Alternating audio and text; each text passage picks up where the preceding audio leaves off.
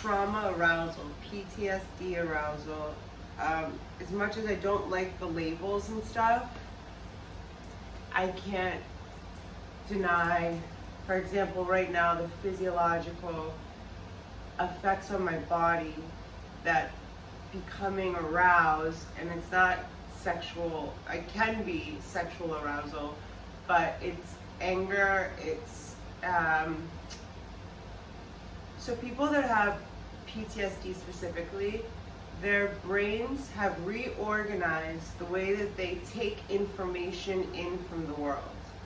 This was necessary because either one traumatic event that wasn't healed or a traumatic situation that was sustained made the brain, in order to protect the body from unspeakable terror, whatever the trauma was, to protect the body, the brain reorganizes itself so it can function and operate, right, under severely not optimal circumstances. So when we get into sustained trauma, for example, like my father's 2 years of dying, that was a sustained traumatic situation. A relationship that was physically and mentally abusive for like a year and a half, that was sustained trauma, right? Let's see, going to Vietnam or Afghanistan is sustained trauma. In order for the brain to operate normally, it has to learn to reorganize itself to function under sustained, very abnormal circumstances. I'm being innocuous with the word normal. So stable brains are very different than trauma brains. Everything, and as you're healing, okay, first of all, arousal is the #1 reason people with trauma commit suicide. I'm not suicidal. Every time something like this happens with me, I get like more,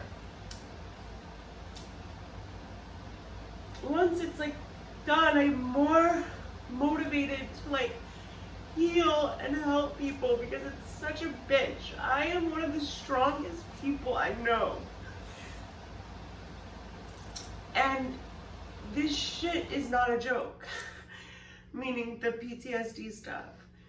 It's gotten much better, but I've mentioned before, like fast cars that would drive, I wouldn't be able to walk my dogs 3 blocks without my heart rate and my adrenal glands, like way overdrive, you know, for like, you know, stupid things like Bessel talks about in his book, you know, start to train your brain to think that a tap on the shoulder at the supermarket isn't your abuser coming back, but perhaps a friend.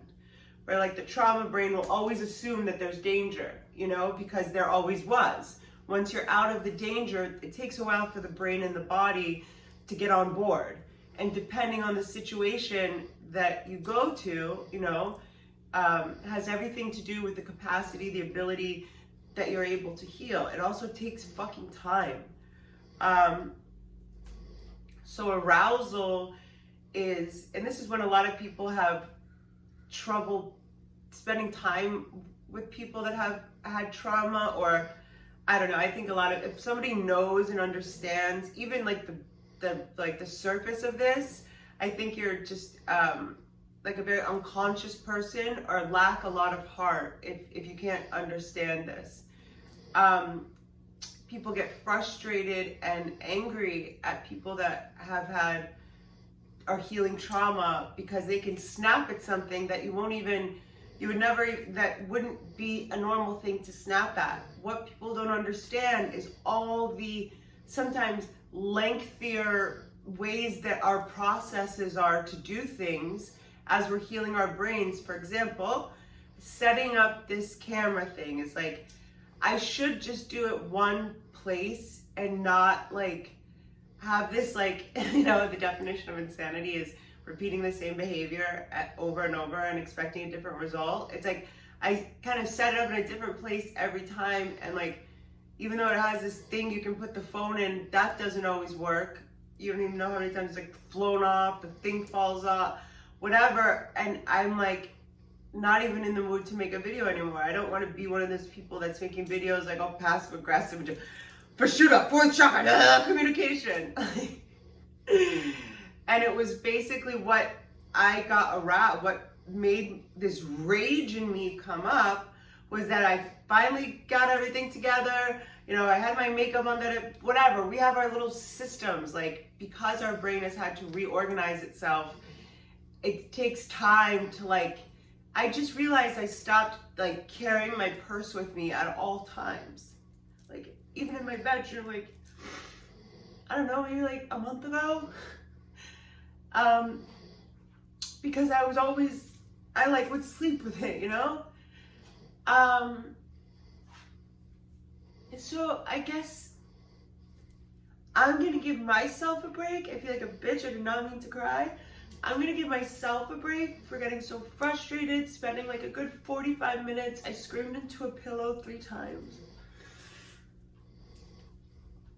Another thing that happens is, like, when you're healing trauma, on the way up to like full stability, I think, which is like, you know, my goal, you know, you take a step up, you take a step up, and like in those steps, I think it's almost inevitable, especially with sustained trauma, that you have to forgive people that aren't sorry, let go of stuff that means the world to you,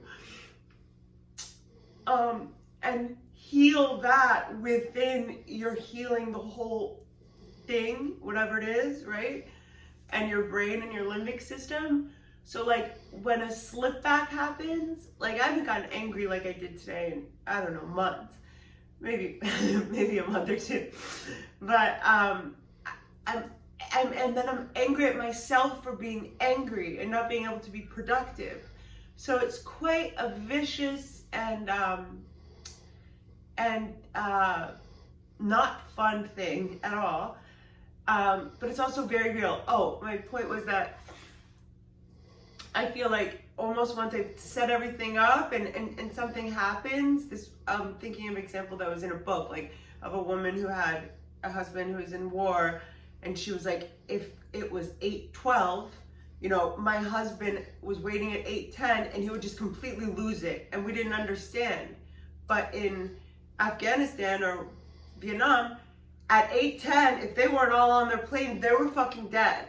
So brains figure out things like this.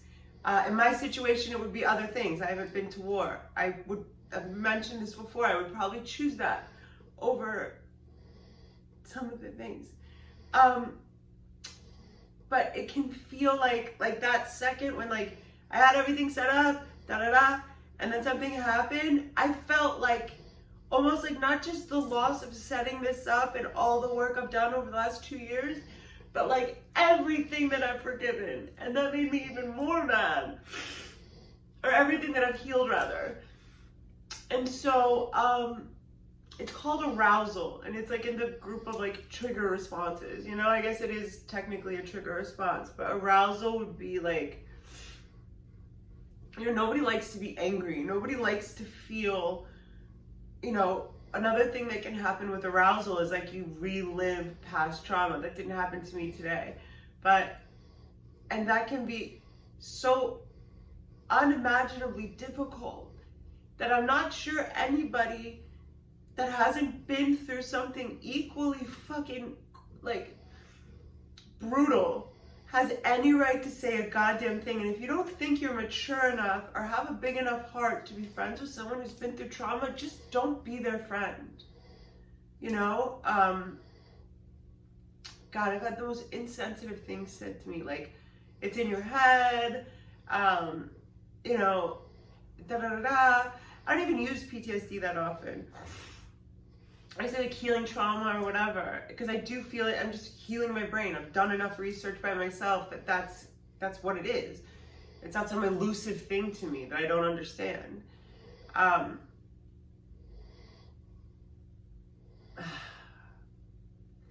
So the point is, I guess, I'm so protective over my healing and my growth and what I want to do with my strength that I get upset with myself if I feel like I took a step back, but it wasn't a step back. It was just how this thing goes. And, you know, everything in my body changes. Like, I get tight, I get like angry, like, and then sad, and then angry.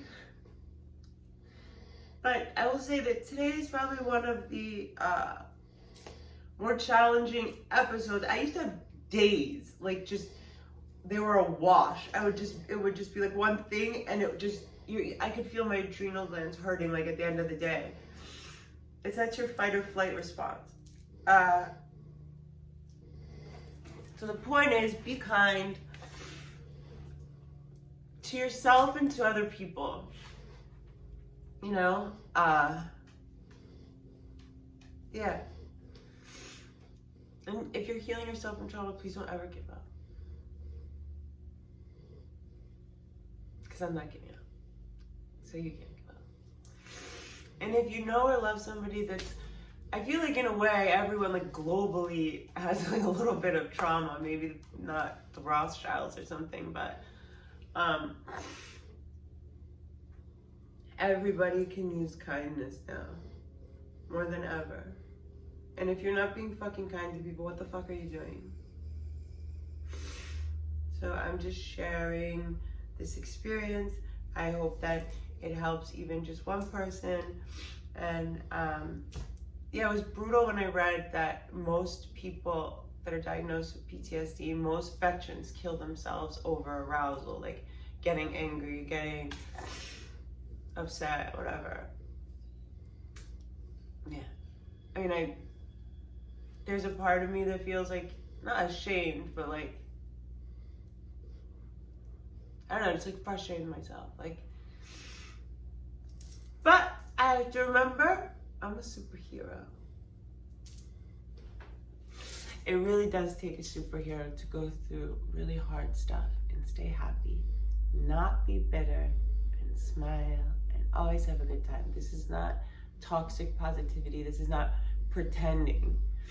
I kind of just process that, I guess. But I want to be a living example of strength no matter what. It's just us that we have at the end of the day. It's just ourselves. I just looked up, I was like, I didn't even press record, genius. And so this is not something for me to work out with anyone else. And I feel lucky to understand that, because I think a lot of people with trauma might just get mad and blah blah. But I just kept saying, like, praying and stuff and like apologizing to God for getting angry, because I had no right to cry about anything or be upset about anything. He knows my heart. But I wish you guys a happy Friday. I'm going to endeavor to get to this chakra today, and then 6 and 7 tomorrow. Okay. Maybe I'll do a little video later. So, even strong women cry. Bye.